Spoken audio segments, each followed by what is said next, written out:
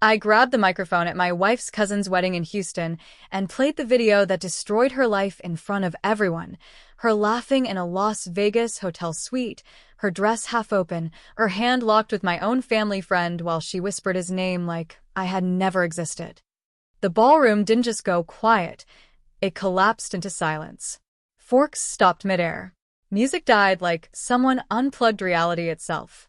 My wife stood at the center of the dance floor in her silk dress, smiling for photos 1 second and the next second, watching her entire double life explode across a 20-foot screen. Her face drained of color so fast it looked like the blood had been stolen from her. But what she didn't know was worse.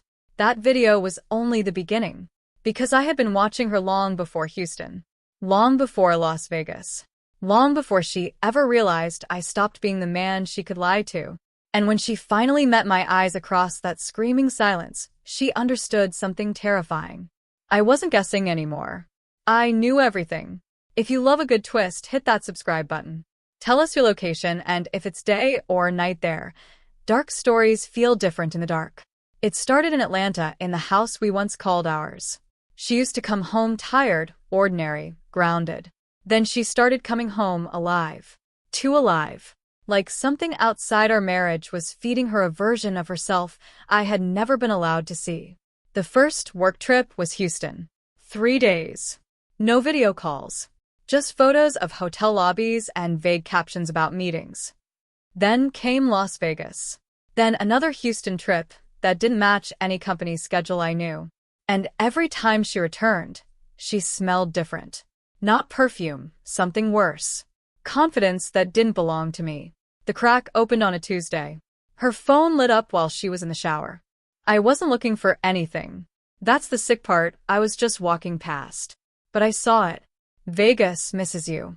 Same sweet again. I didn't breathe for 5 seconds. Same sweet.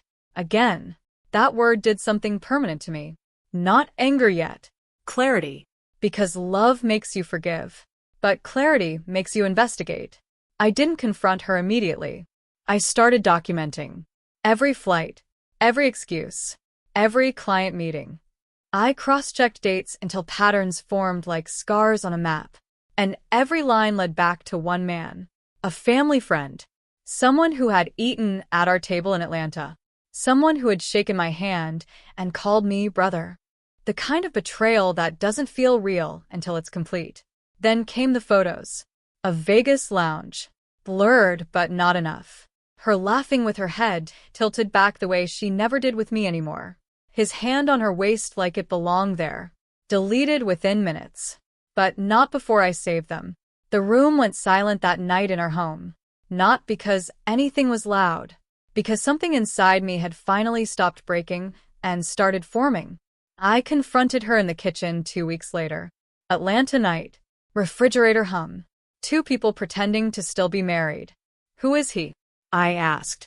She didn't even blink. A client, she said calmly. That word again. Client. Like betrayal needed corporate approval. You think I'm stupid? I asked. She smiled. Not nervous. Not guilty. Annoyed. That was the moment I understood something irreversible. She wasn't slipping. She was living a second life on purpose. And I was the part she tolerated between escapes. After that, I stopped arguing and started building her downfall like a project. Screenshots, metadata, flight logs, location tags, everything. She thought she was disappearing into Houston and Vegas, but she was actually leaving footprints everywhere. The final mistake came when she posted a champagne story in Las Vegas. Beautiful skyline, soft lighting, perfect lie. But in the reflection behind her glass, his hand on her waist. She didn't even notice. But I did. And so would everyone else soon. I sent it anonymously into the only place she cared about more than me. Her reputation. Her professional circle. Her family group chat. Her world. The Houston wedding was supposed to be perfect for her. Family. Celebration. Attention. She walked in like nothing was wrong. Like she wasn't carrying 3 cities of betrayal in her smile. She even hugged me, like we were still real. That was the part that almost made me laugh. because she thought I came there as her husband. I came there as her judge. Halfway through the reception, the screens behind the stage flickered. A toast video. Everyone smiled until her face appeared. Vegas. Not edited. Not rumored. Real. Then another clip. Houston hotel hallway. Then messages. Then audio. Her voice. His voice. Laughter I had never been part of. The room didn't just react. It froze. The kind of silence that feels like gravity stopping. Her mother stood up first. No, that's not. But denial dies faster in public than anywhere else. My wife turned toward me, shaking now. What did you do? She whispered. I walked closer.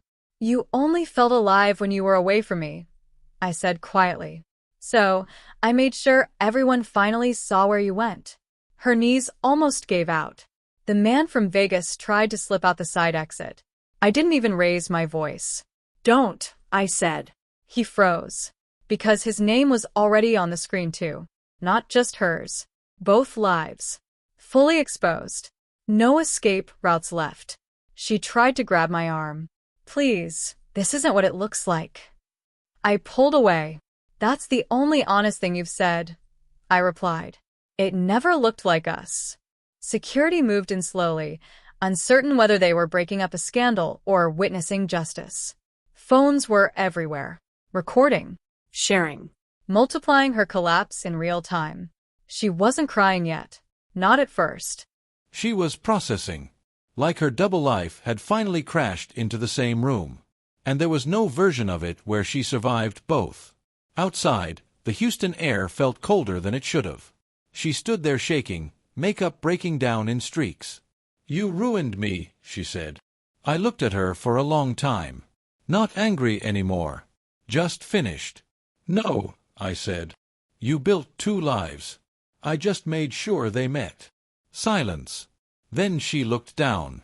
Like she was trying to find the version of herself that used to belong to me. But it wasn't there anymore. It had been living in Vegas all along. I drove back to Atlanta alone. The house didn't feel like Betrayal anymore. It felt empty in a clean way. Like something toxic had finally been removed. And for the first time in years, I could breathe without waiting for her to come back from becoming someone else. Because the truth was simple. She didn't start cheating when she left. She started living when she decided I wasn't part of her real life. And I finally accepted the last part of that equation. I never was. The divorce papers came 3 weeks later. I signed without shaking. Because some endings don't break you. They correct you. And as I left the courthouse, I realized something I should have known in Atlanta all along. She wasn't coming alive away from me. She was just dying a little less when she was lying. And I stopped being the place she could return to. Forever. The end.